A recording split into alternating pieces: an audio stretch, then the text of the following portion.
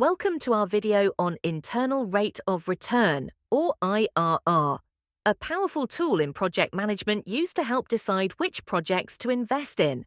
Today, we'll break down what IRR is, how it works, and walk through a real-world example to show its impact on project selection.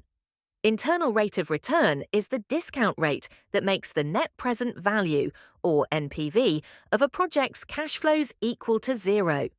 In other words, it's the rate at which the present value of all future cash inflows exactly matches the initial investment. Think of it as the annual return a project is expected to generate. Generally, the higher the IRR, the more attractive the project.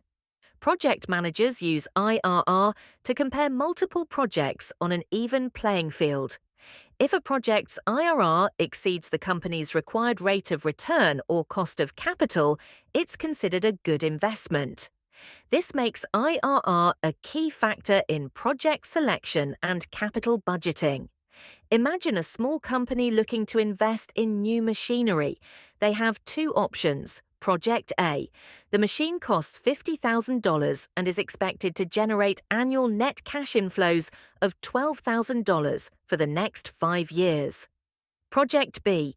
The alternative machine costs $50,000 as well, but is expected to generate annual net cash inflows of $15,000 for the same period. To decide which project is better, the company calculates the IRR for each. Suppose the IRR for Project A comes out to 10%, while Project B yields 15%. If the company's required rate of return is 8%, both projects are acceptable. But Project B, with a higher IRR, promises better returns and is the more attractive option. In practice, IRR is calculated using iterative methods or built-in functions in software like Excel. By listing all cash flows and applying the IRR function, you quickly determine the project's internal rate of return.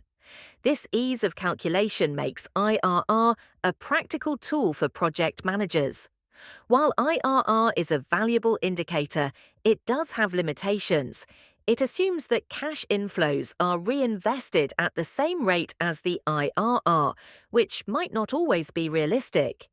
Also, projects with unconventional cash flows can have multiple IRRs, making analysis trickier. That's why it's important to use IRR alongside other financial metrics like NPV.